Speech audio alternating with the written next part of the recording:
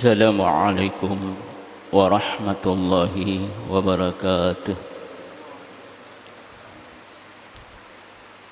Alhamdulillahilladzi wa kafa.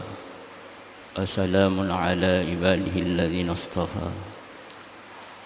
Allahumma salli ala sayyidina Muhammad wa ala alihi wa ashabihi wa man tabi'ahum bi ihsanin ila yaumiddin. Amma ba'du, kaum muslimin muslimat yang dimuliakan Allah Subhanahu wa ta'ala. Pada subuh yang ke-21 ini, dengan tak henti-hentinya kita memanjatkan puji syukur kehadirat Allah Subhanahu wa ta'ala, yang disertai dengan salawat kepada baginda Rasulullah Muhammad sallallahu alaihi wasallam, di mana kita masih dianugerahi kekuatan lahir dan batin, menyebabkan kita mampu hadir dalam rumah Allah ini yang baru saja kita lakukan salat fardu subuh secara berjamaah. Bapak Ibu yang sungguh saya muliakan, uraian kita pada subuh ini merupakan kelanjutan daripada ceramah kita tadi malam. Kalau bisa saya berandai-andai lagi, kita ini sebenarnya suatu komoditi yang akan diekspor ke luar negeri. Tentunya negara yang kita tuju itu punya persyaratan khusus baru komoditi kita bisa diterima. Maksudnya apa? Kita ini manusia bersiap-siaplah diekspor ke alam kubur. Di alam kubur itu ada persyaratan sehingga kita bisa enjoy nikmat di dalamnya sampai menunggu hari kebangkitan. Sertifikasi yang dibutuhkan mulai dari alam barzakh sampai hari kebangkitan kelak tak lain dan tak bukan adalah inti daripada puasa kita, takwa kepada Allah Subhanahu wa ta'ala. Untuk menghalangi kita supaya jangan semena-mena di dalam hidup ini melakukan satu aksi supaya aksi kita itu senantiasa membuahkan keuntungan. Jangan sampai kita sembarang melakukan action yang bisa menyebabkan kita bangkrut, bahkan mungkin bangkrut di dunia ini dan akan pasti juga bangkrut di hari kemudian. Sehingga oleh Rasulullah Muhammad sallallahu alaihi wasallam ada kiat-kiat yang diajarkan kepada umatnya agar supaya semua tingkah laku kita terpola dengan benar, baik dan indah. Beliau mengajarkan satu doa, Allahumma inni a'udzubika min qalbin la yakhsha wa min nafsin la tashba wa min ilmin la yanfa wa min du'ain la yusma. Ada 4 persoalan yang diharapkan oleh Nabi supaya kita menghindar dari perilaku itu. Yang pertama, ya Allah, aku bermohon dari hati yang tiada khusyuk. Jadi inti daripada salat kita itu, baik salat wajib maupun salat sunnah, isinya adalah kehusyuan semata kepada Allah Subhanahu wa ta'ala. Untuk menggapai kehusyuan ini butuh ilmu khusus yang dimulai dari mengkonsumsi makanan yang halal dan sehat.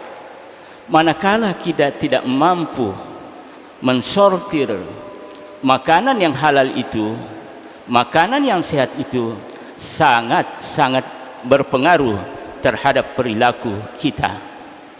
Sehingga ada beberapa ulama yang saya pernah dekat pada beliau-beliau itu, saya perhatikan betul di dalam dia memilih makanan, yang pertama dia tanyakan dari mana sumbernya makanan ini. Termasuk Ande Guru Ki Haji Ahmad Tahir Imam Lapio, itu guru daripada ayah kandung saya. Setiap mau makan dipertanyakan, tukang masaknya ditanya, kego mala ajun dok nawadi hukuman nasu. Tanya juru masak ini, jawab juru masak ini, dia sampaikan bahwa kayu yang saya ambil puang di atas gunung sana. Apa kamu sudah minta pada yang punya kebun?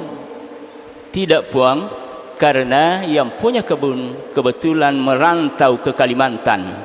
Maka pada saat itu dia tidak jadi mengkonsumsi makan nasi itu, karena katanya masak dengan tidak halal, karena kayunya tidak diminta kepada yang empunya.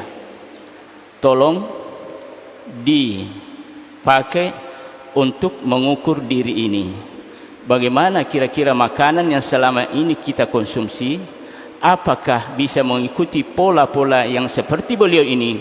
Insya Allah, kalau sudah bisa kita mensortir makanan yang halal dan menu yang sehat, insya Allah berakibat pada tindakan-tindakan yang senantiasa mengarah kepada syariat yang telah digariskan oleh Muhammad Rasulullah Muhammad sallallahu alaihi wasallam. Yang kedua, wa min nafsin la tashba. Ya Allah, aku berlindung daripada nafsu yang tidak mau kenyang. Dega syukuruna pura sisin nalamana gagai namutanianuna. Ini bahaya. Bisa ini mencebloskan kepada kebangkrutan. Dena jampangi. Memang kelihatannya alim, solatnya semuanya di masjid, tapi perilakunya itu tidak pernah memproteksi dirinya. Ini adalah hak saya, ini bukan hak saya. Yang jelas dia mau memiliki sebanyak mungkin dalam hidupnya, karena dia menganggap bahwa dunia ini masa depan, dunia ini adalah persaingan, padahal mereka keliru 1000%. Masa depan yang sejati nanti setelah kita meninggalkan dunia ini, kalau kita punya label takwa kepada Allah Subhanahu wa ta'ala. Setelah itu, wa min ilmin la yanfa'. Ya Allah, aku berlindung daripada ilmu yang tak berguna. Apa kriteria ilmu yang berguna? Ilmu yang digunakan bisa menyelamatkan kita, baik diri yang punya ilmu itu maupun orang lain. Mampu menyelamatkan keadaan karena ilmu yang kita miliki. Yang demikian dapat sanjungan dari Allah Subhanahu wa ta'ala, yarfa'illahu alladhina amanu minkum walladhina utul ilma darajah. Orang-orang yang punya iman kemudian punya ilmu pengetahuan akan ditinggikan derajatnya beberapa derajat. Yang banyak kita lihat di Indonesia ini, orang pintar terlalu banyak, tetapi yang ingin mengamalkan yang namanya iman kepada Allah sangat minim. Kalau boleh dikatakan itu terabaikan, sehingga apa jadinya? Semuanya serba samraut. Kita tidak bisa lagi bagaimana memperbaiki ini, mana ujung pangkal persoalan ini, karena berangkat dari konsep orang sekuler, orang yang tidak mempercayai adanya hari kebangkitan. Kemudian bahaya yang paling bahayanya lagi, wa min du'ail la yusma. Memang mereka berdoa tapi tidak pernah dikabulkan doanya. Ternyata dari mana, kenapa terjadi semua ini? Karena mengkonsumsi makanan yang tak halal. Bapak Ibu yang saya muliakan, kalau kita memang betul-betul mempersiapkan diri di hari perhitungan kelak nanti, jangan sampai kita tertimpa kebangkrutan. Tolong saya himbau diri saya, tentunya bapak-bapak juga, amalkanlah perilaku doa ini, insyaallah akan kita dijemput di dalam menghadapi sakaratul maut. Allah yang langsung menjemput kita, ya ayyatuhan nafsul mutmainnah irji'i ila rabbika radiyatan mardiyah fadkhuli fi ibadi wadkhuli jannati. Wahai jiwa yang tenang. Kenapa tenang? Karena dasarnya dari itu tadi. Wahai jiwa yang tenang, kembalilah kamu kepada Tuhanmu dalam keadaan diridhai, dan masuklah kepada golongan yang diridhai, dan masuklah ke surga jannatul naim, jannatul firdaus. Kenapa? Awalnya dari pengamalan daripada doa tadi. Sehingga tidak jarang kita jumpai seseorang yang menghadapi sakaratul maut, mereka kelihatannya ketawa dan sangat gembira menghadapi, dan dia pergi dalam keadaan senyum simpul karena dia melihat syuting CCTV-nya, semuanya berdasarkan syariat, semuanya berdasarkan Al-Quran dan sunnah Rasulullah Muhammad sallallahu alaihi wasallam. Sebaliknya, orang yang diprediksikan akan bangkrut di hari kebangkitan menghadapi sakaratul maut teramat sulit, bagaikan benang yang ditarik dalam duri serba kusut.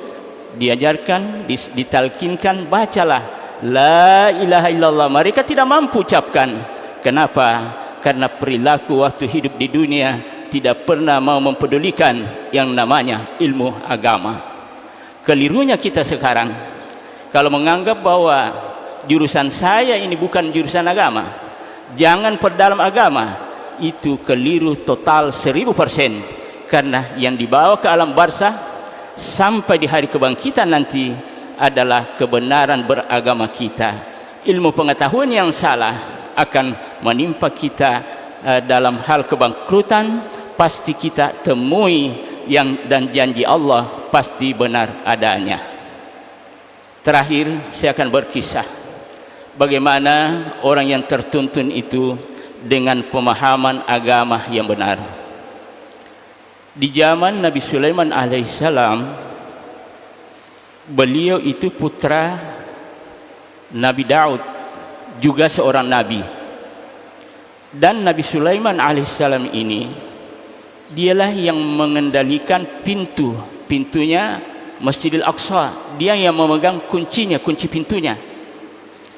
Pada suatu kali subuh hari, dia mengunci itu pintu supaya jamaah bisa cepat masuk. Tapi apa yang terjadi? Setelah dia kunci, ternyata kunci pintu ini tidak terbuka. Diulangi sampai 3 kali, tidak bisa terbuka. Dipanggil ulamanya jin, karena Nabi Sulaiman itu perintah jin, dan bangsa jin itu ada juga ulamanya. Ada guru saya di Makassar dulu itu namanya Ki Haji Abdul Qadir Khalid MA. Beliau ini utusan DDI pertama yang diutus ke Mesir. Beliau bercerita pada saya di Mesir itu membawa dulu sebelum Sanusi Baco itu generasi kedua, dia generasi pertama.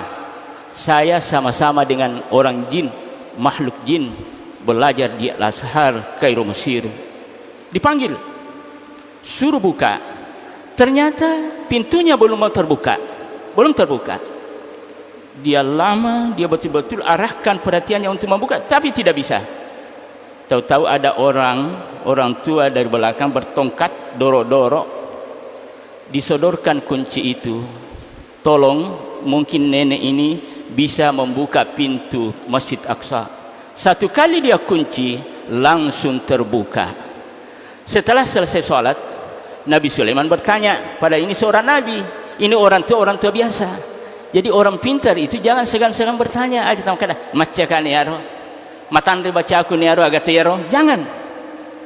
Wad di sini karena kipuji riale. Nabi bertanya kepada orang tua renta. Apa diamalkan wahai orang tua, wahai nenekku ini sehingga pintu ini bisa terbuka? Apa jawab sang orang tua ini? Dia katakan, 3 yang kamu harus pegang, 4 yang kamu harus pegang anandaku. Anandaku ini seorang nabi. Ilmu ini saya dapatkan dari orang tuamu, Nabi Daud. Apa dia sampaikan? Pertama, dengan cahayamu ya Allah, aku mendapat petunjuk. Berarti cahaya itu pertinggi ilmu, terutama ilmu agama dan penunjangnya. Yang kedua, dengan rahmatmu aku tercukupkan, si mata syukruki hadapi bentuk atu tungangi rilino iye, insyaallah la in syakartum la azidannakum. Kalau kita mampu bersyukur, insyaallah senantiasa kita ditambahkan nikmat itu. Kemudian yang ketiga, apa itu yang ketiga? Dia katakan, aku masuki siang dan malam pada saat sekarang ini bersamamu. Jadi zikir itu jangan pernah putus. Bahkan seorang waliullah itu termasuk guru Taqi Abdul Rahman Budali, saya perhatikan kalau tidur, dengkuran tidurnya saja itu berlafal Allah, bunyinya Allah, Allah, Allah. Ya putu iya, tanai diwasang, kutumatindro, semua nabi bekeloe. Beliau ini lantunan napasnya berbunyi Allah, Allah, Allah. Kemudian yang keempat, minta ampunlah sebanyak-banyaknya kepada Allah Subhanahu wa taala. Insyaallah dengan jalan ini ananda akan selalu mendapatkan pertolongan langsung dari Allah Subhanahu wa taala. Lebih kurangnya mohon dimaafkan. Kita akhiri dengan doa. Bismillahirrahmanirrahim. Allahumma salli ala sayyidina Muhammad wa ala Muhammad. Alhamdulillahi rabbil alamin. Allahumma fil muslimin wal muslimat wal mu'minin wal mu'minatil ahya'i minhum wal amwat. Innaka samiyyun qaribun mujibud da'wati ya qadi hajat innaka antal wahhab. Allahumma fir lana li ikhwanina alladhina sabaquna bil iman wa la taj'al fi qulubina ghillan lil ladzina amanu. Rabbana innaka ra'ufur rahim. Allahumma salamun qawlan min rabbir rahim. Salamun qawlan min rabbir rahim. Salamun qawlan min rabbir rahim.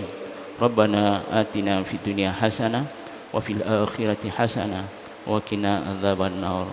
Subhana rabbika rabbil izzati amma yasifun wa salamun alal mursalin walhamdulillahi rabbil alamin. Al-Fatihah.